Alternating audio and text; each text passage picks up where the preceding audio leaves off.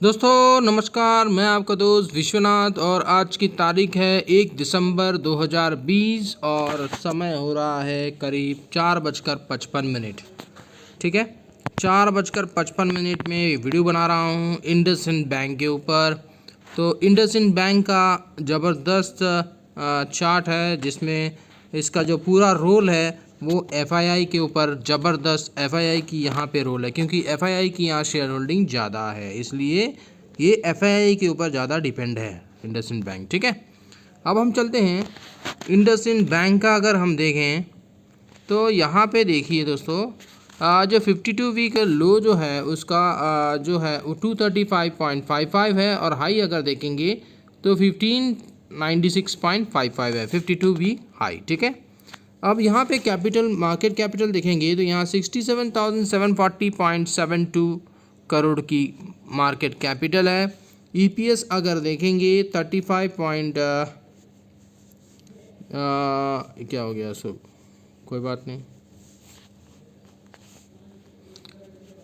यहाँ पे देखेंगे तो 35.82 है और पीसी देखेंगे 22.67 है और पी रेशियो देखेंगे 25.25 है। ठीक है, तो अब आगे देखते हैं कि इसका जो प्राइस मूवमेंट है वो कैसा है, कैसा चल रहा है इसका प्राइस मूवमेंट। तो वन डे में, यानी आज की जो तारीख है वो ट्यूसडे है, ट्यूसडे को ये वन डे में इसने क्या परफॉर्मेंस किया है प्राइस एक्शन में। तो इंडसइंड बैंक जो है 4.37% का रिटर्न दिया है। वही अगर पूरे बैंक सेक्टर के, ये जिस सेक्टर से बिलोंग करता है, यानी बैंक सेक्टर से बिलोंग करता है, तो पूरे सेक्टर जो है बैंक का वो 0.21% का रिटर्न दिया है। सेंसेक्स ने यहाँ पे 1.15% का रिटर्न दिया है। ठीक है, और अगर हम देखेंगे वन वीक में, तो वन वीक में भी ज़बरदस्त परफॉर्मेंस किया है, यानी 2 दिन पूरे वीक में 4.86% का रिटर्न है इंडसइंड बैंक का। लेकिन बैंक सेक्टर का अगर देखेंगे पूरा तो ये -30% है। ठीक है,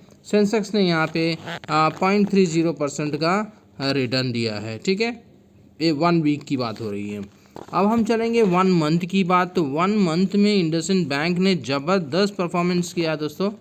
ये देखिए, अगर मैं वन मंथ की बात करूं तो 52.85% का रिटर्न दिया है। अगर वही पूरा बैंकिंग सेक्टर जो है वो 23.03% का रिटर्न दिया और सेंसेक्स ने यहाँ पे 12.73% का रिटर्न दिया है। ठीक है, अब हम चलेंगे ईयर टिल डेट, यानी जनवरी से लेके अभी तक का जो दिसंबर तक का जो है वो उसको हम ईयर टिल डेट बोलते हैं। तो ईयर टिल डेट में देखेंगे तो इंडसइंड बैंक ने यहाँ पे क्या परफॉर्म किया है, -40.75% का दिया, यानी माइनस में है।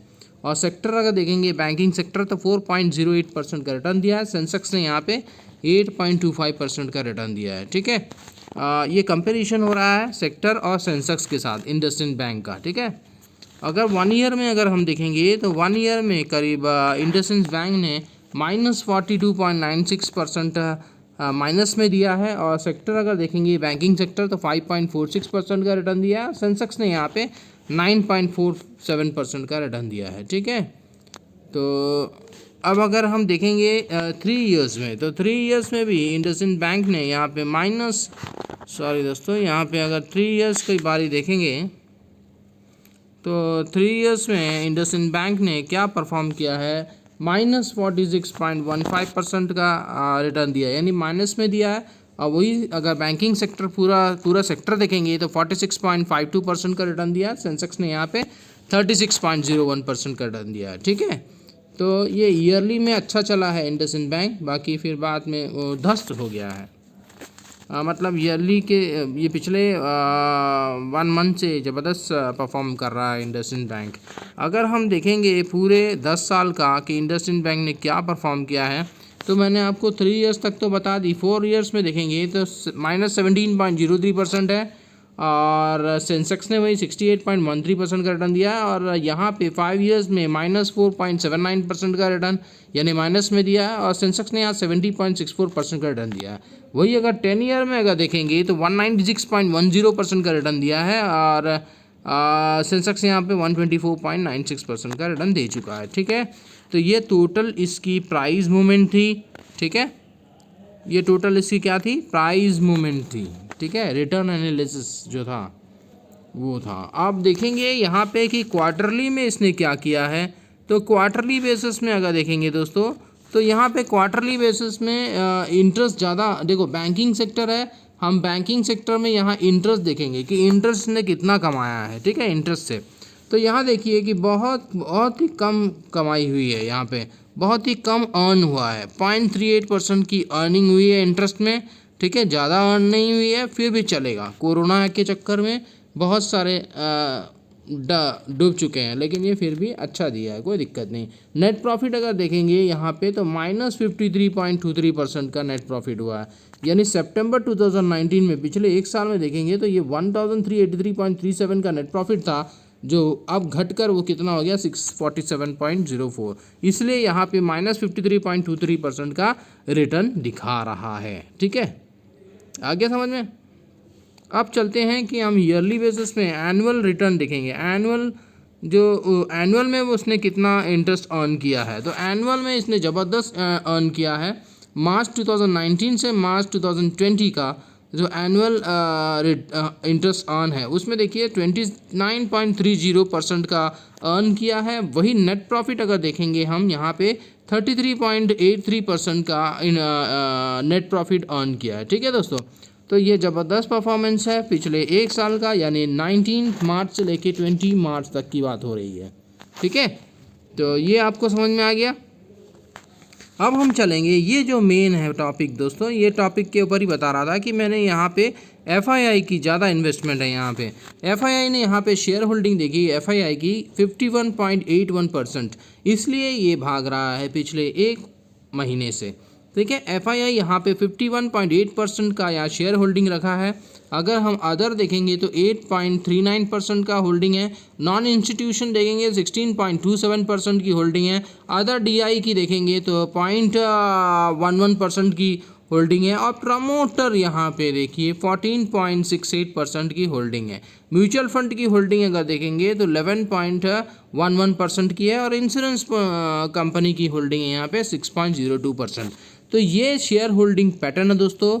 जब तक आप ये शेयर कोई भी स्टॉक लेते हो तो पहला शेयर होल्डिंग पैटर्न देखना ज़रूरी होता है कि कौन सा शेयर कितना शेयर होल्डिंग रखे हैं, ठीक है। एफआई कितना रखा है, डीआई कितना रखना है, ये मालूम होनी चाहिए, ठीक है दोस्तों। तो यहाँ एफआईआई की यहाँ पे ज़्यादा रोल है क्योंकि यहाँ 51.81% की इसकी होल्डिंग है।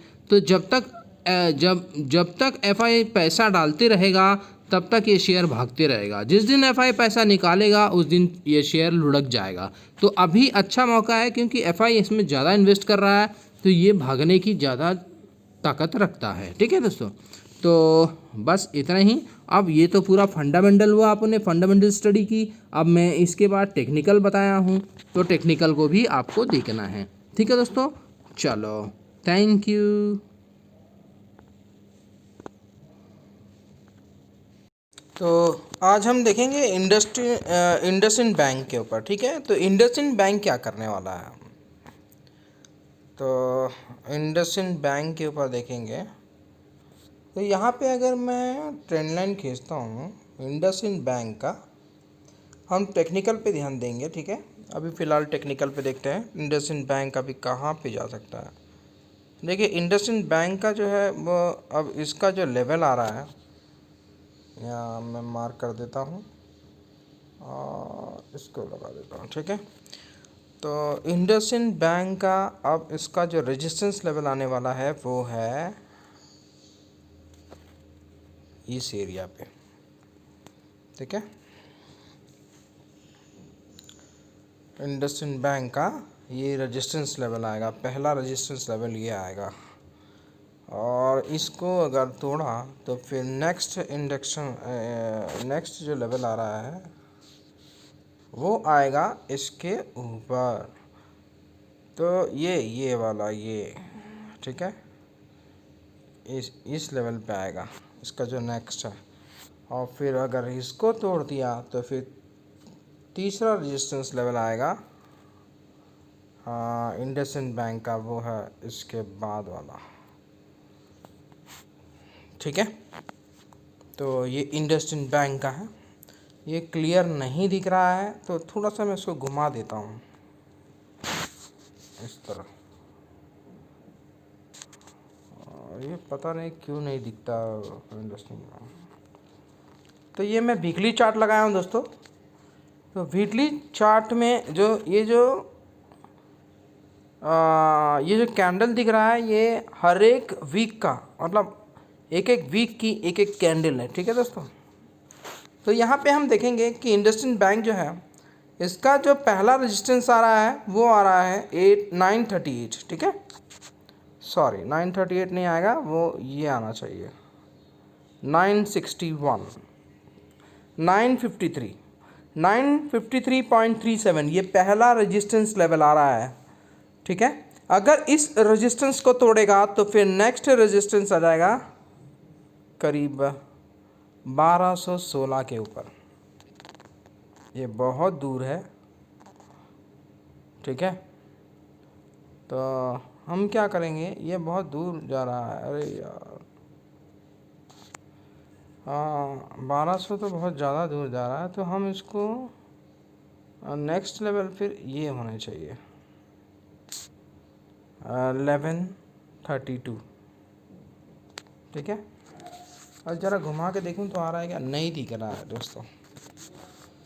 तो ये साइड में क्या है कि ये छुप जा रहा है बार बार, तो दिक्कत आ रही है।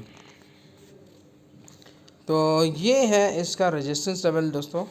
और अगर हम सपोर्ट लेवल अगर तलाशेंगे, तो फिर से एक बार घुमा लेता हूँ उसको। अगर मैं सपोर्ट लेवल चेक करूँ तो सपोर्ट लेवल जो है वो ये यहीं आएगा, ये इस एरिया पे आ रहा है, क्योंकि इस एरिया से ही वो ब्रेकअप किया है, इस एरिया पे, ठीक है। इस एरिया पे इसने ब्रेकआउट दिया है। कौन सा एरिया पे, ये वाली एरिया पे इसने ब्रेकआउट दिया। हाँ 710 के बाद से इसने ब्रेकआउट दिया है, ठीक है। तो 710 इसका जो है ये पहला सपोर्ट लेवल रहेगा दोस्तों, ठीक है। 200 पॉइंट नीचे, क्योंकि यहाँ से वो ब्रेकआउट दिया है ना, इसलिए। और उसके बाद अगर हम देखें तो दूसरा जो सपोर्ट लेवल आ रहा है वो इस लेवल पे आ रहा है 597। तो हमेशा रेजिस्टेंस और सपोर्ट लेवल पे अब उनको हम लोगों को प्ले आउट करना चाहिए इंडसइंड बैंक के ऊपर, ठीक है, इंडसइंड बैंक के ऊपर। तो देखिए दोस्तों, अभी ये फ़िलहाल देखिए, ये आपको दिखे यहाँ पे पॉइंट। अब मैं थोड़ा सा इसको हॉरिजॉन्टल कर लेता हूँ, ठीक है। तो यहाँ पे देखिए, ये इसकी जर्नी है, ये जर्नी है, ठीक है। इसका अगर ये ब्रेकआउट दिया तो फिर इसके बाद इसका जो नेक्स्ट लेवल आएगा दोस्तों, ये वाला रहेगा। और इसको अगर ब्रेकआउट दिया तो फिर ये वाला आ जाएगा, ठीक है। समझ में आ गया। तो वो अभी फ़िलहाल अपने हाई पे टच करने ज़रूर जाने की कोशिश कर रहा है इंडसइंड बैंक, और जाएगा ऐसा लग रहा है, क्योंकि जिस हिसाब से मार्केट चल रही है उस हिसाब से अगर चलता रहा तो फिर ये सारे टारगेट अचीव हो जाएंगे, ठीक है। तो आप इंडसइंड बैंक पे नज़र रखिए, और इंडसइंड बैंक पे नज़र रखना ज़रूरी है। ये इसका मैंने आपको यहाँ पे ट्रेंड लाइन खींच के बता दिया कि इसके बाद क्या होने वाला है, ठीक है। तो रेजिस्टेंस और सपोर्ट लेवल पे खेलिए, प्ले आउट कीजिए, और अच्छा रिटर्न देगा ये फ़िलहाल के लिए, क्योंकि इसमें FII का इन्वेस्टमेंट शेयर होल्डिंग ज़्यादा है, ठीक है।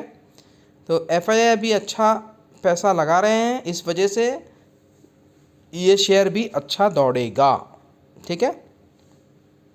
और वीडियो का अच्छा लगा हो तो लाइक का बटन दबा देना दोस्तों, और जो पहली बार चैनल देख रहे हैं वो सब्सक्राइब कर लीजिए, ताकि जब भी मैं नया वीडियो डालूँगा, अपलोड करूँगा, तो आपके नोटिफिकेशन में शो होगा और आपको वो दिखेगा, ठीक है। और जिस किसी को भी ज़रूरत में अकाउंट ओपन करना है, नीचे लिंक दिया हुआ है दोस्तों, उस पर क्लिक करके आप ओपन कर सकते हैं। और साथ में अगर किसी को टेलीग्राम में जुड़ना है, फ्री ऑफ कॉस्ट है, आप टेलीग्राम में जुड़िए दोस्तों। इसमें आपको बेनिफिट ये रहेगा, निफ्टी और बैंक निफ्टी दोनों का स्ट्रेटजी दी जाती है, जिसमें 85% की एक्यूरेसी आती है, ठीक है दोस्तों। तो आज भी बहुत अच्छा चला निफ्टी। और मैंने यहाँ पे अगर आप टेलीग्राम में जुड़े होते तो आपको पता चल जाता, कम से कम 90 पॉइंट अचीव हुआ है दोस्तों, टारगेट हमारा अचीव हो गया, ठीक है। और अच्छा चला है दोस्तों। आप एक बार टेलीग्राम में जुड़िए, फ्री ऑफ कॉस्ट है, कोई चार्ज नहीं है दोस्तों, ठीक है। और उससे आप बेनिफिट उठा सकते हैं। बस दोस्तों, थैंक यू। ये देखिए, ओके, अच्छा, इसको जब मैं बंद कर देता हूँ ना तो ये क्लियर कट दिखता है। तो अब ये आपको समझ में आ गया ना, मैंने क्या बोला कि ये 953 को अगर तोड़ेगा तो उसका नेक्स्ट लेवल आ जाएगा 1132, ठीक है। और 1132 को अगर क्रॉस किया तो फिर इसको कोई नहीं रोक सकता दोस्तों, फिर ये जाएगा 1600 पे, ठीक है। तो ये अपना जो पुराना जो लेवल है हाई, उसको टच करने जा रहा है। अगर मार्केट इसी तरह चलता रहा तो ही टच करेगा दोस्तों, ठीक है। वरना अगर मार्केट यहाँ से पलट जाता है तो ये भी पलट जाएगा। और सपोर्ट लेवल मैंने आपको बता दिया है कि इसका जो नेक्स्ट सपोर्ट लेवल है वो पहला सपोर्ट लेवल है 710, क्योंकि यहाँ से वो ब्रेकआउट दिया है, ठीक है। और 710 को अगर तोड़ दिया नीचे की ओर तो फिर ये 597 फिर से फिसल जाएगा पीछे की ओर, ठीक है। तो ये मालूम होना चाहिए, ठीक है दोस्तों, थैंक यू।